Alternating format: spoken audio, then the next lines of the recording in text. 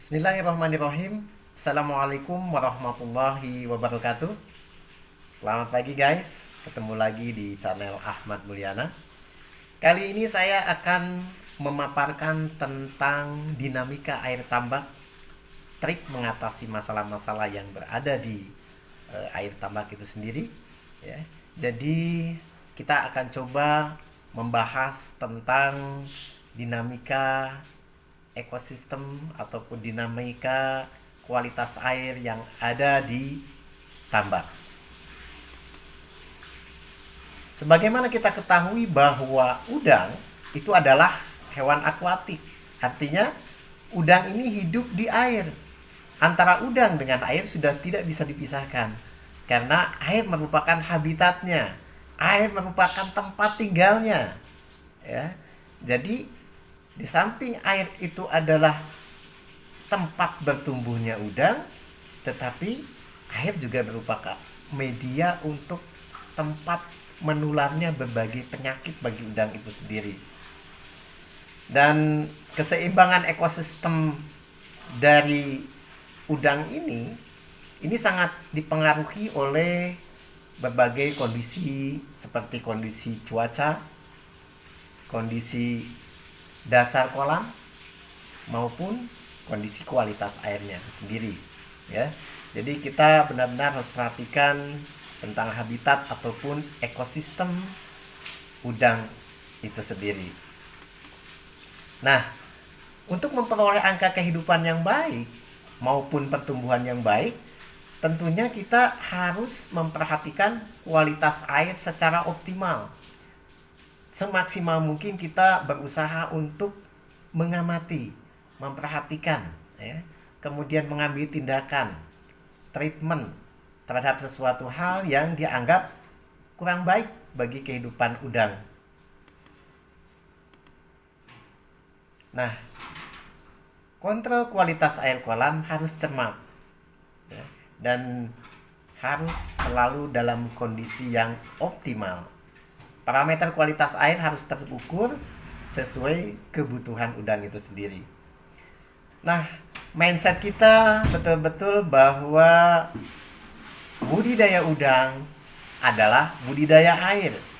Budidaya air kita betul-betul harus memperhatikan apa ada yang berada di dalam air itu sendiri. Ya. Jadi boleh dikatakan kalau zaman dulu budidaya udang budidaya air, kemudian meningkat budidaya udang adalah budidaya plankton, ya, karena yang ada di dalam air itu adalah jasad ternik berupa plankton dan sebagainya. Kemudian budidaya udang adalah budidaya plankton dan bakteri. Dan saat ini budidaya udang adalah budidaya bakteri, boleh dikatakan demikian, ya. Tapi yang pasti mindset kita adalah harus perhatikan bahwa bagaimanapun juga kualitas air yang ada di kolam itu adalah yang kita benar-benar perhatikan supaya udang tumbuh dengan baik dan terbebas dari semua penyakit udang.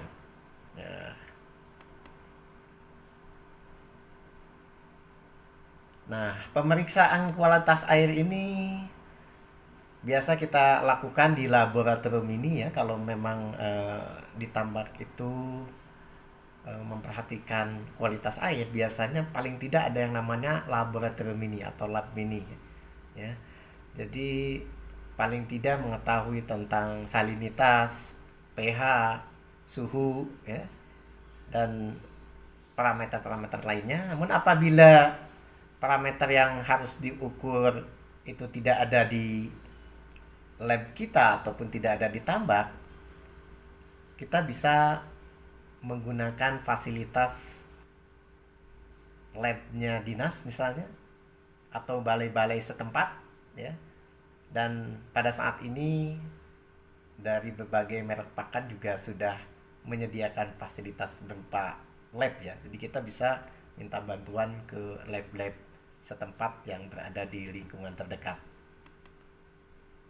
Nah, jika memungkinkan adanya kerjasama dalam suatu kawasan, kita bisa membuat satu laboratorium ya. Jadi itu laboratorium yang membawahi atau memfasilitasi satu kawasan tertentu, karena hal ini penting sekali ya untuk meningkatkan kemampuan teknis kita di lapangan.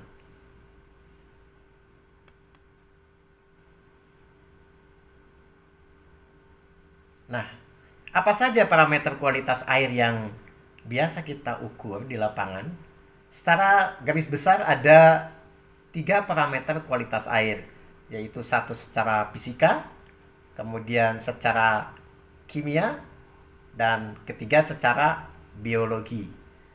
Adapun parameter fisika diantaranya adalah suhu, ya, salinitas, kecerahan, kedalaman air, warna air. Dan parameter kimia itu pH, dissolved oksigen atau oksigen terlarut, alkalinitas, kemudian bahan organik, ya, kemudian tan, kemudian nitrit, nitrat, fosfat, ya, H2S, ya, amonia, hardness, NP rasio, CN rasio. Kemudian yang ketiga adalah parameter biologi. Di antaranya seperti total bakteri koloni, TBC, atau kemudian TVC, total vibrio koloni. Kemudian total jumlah plankton dan jenis-jenisnya. Ya. Ada fitoplankton, ada zooplankton, dan sebagainya. Nah, itu adalah parameter-parameter biologi. Nah, pengukuran kualitas air ini harus rutin, ya, secara harian ataupun berkala, dan semua tersaji dalam monitoring harian. Jadi kita harus perhatikan bahwa sebetulnya, ya, trennya itulah yang kita penting ketahui. Tren itu artinya naik turunnya. Karena kita tidak bisa menjudge ataupun langsung memberikan satu kesimpulan dalam tindakan terhadap air kolam kita dengan hanya melihat satu kali saja pengukuran. Ya. Jadi sekali lagi ada satu perkataan yang mengatakan bahwa analisa data itu tidak bisa mengalahkan intuisi dan pengalaman. Artinya apa? Ya kalau analisa data cuma sekali, misalnya dikatakan sering sekali di lapangan kita melihat satu pengukuran terutama pH. Wah, pH-nya sampai 9 gitu kan. Waduh, kalau secara teori pH 9 itu sudah berpengaruh terhadap kualitas air maupun terhadap udang itu sendiri, ya. Tapi katanya udangnya tetap baik-baik saja gitu kan. Nah, coba kita lihat trennya. Artinya naik turunnya. Kemarin berapa? Wah, kemarin juga sama Pak, 9 gitu ya. Hari ini 9 juga tinggi. Nah, bisa jadi alat itulah yang mungkin belum dikalibrasi ataupun alat itu error. Jadi sekali lagi di sini analisa data memang tidak bisa mengalahkan intuisi dan pengalaman di lapangan. Tapi satu hal pula bahwa kita tidak selamanya hanya mengandalkan intuisi ataupun hanya mengandalkan pengalaman. Jadi kita tidak bisa menjadi dukun terus, ya. Artinya tetap kita harus compare, kita harus bandingkan dengan hasil pengukuran dari kualitas air itu sendiri. Sehingga ketiga hal tersebut kita gabungkan menjadi suatu hal yang berguna dan menjadi satu hal yang memang bisa tepat kita untuk mengambil kesimpulan harus digunakan airnya, ya, supaya air itu adalah cocok ataupun sesuai untuk ekosistem udang yang kita pelihara.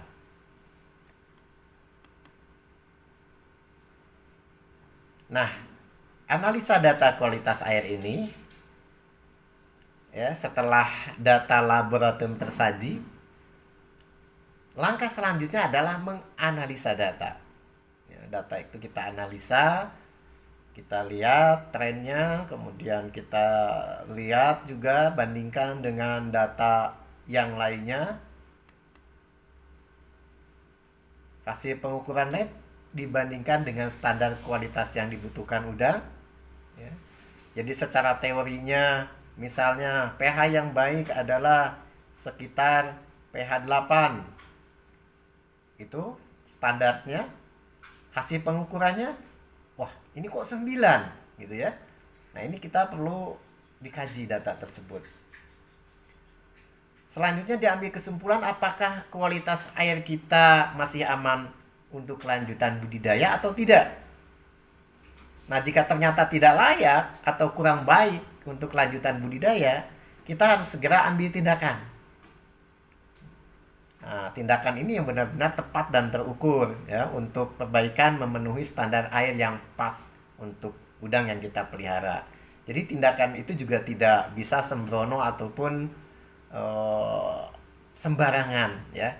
Harus betul-betul standar ya, standar, tepat dan terukur. Pastikan subscribe dan bunyikan loncengnya supaya tidak ketinggalan dengan video selanjutnya yang akan membahas tentang kualitas air. Satu persatu kita kupas dan bagaimana cara mengatasi atau treatment untuk mengatasi kualitas air yang kita analisa tadi. Sekiranya bermanfaat, silahkan di-share video ini dan silahkan di komen maupun like. Terima kasih. Sampai jumpa di video berikutnya. Wassalamualaikum warahmatullahi wabarakatuh. Salam sukses.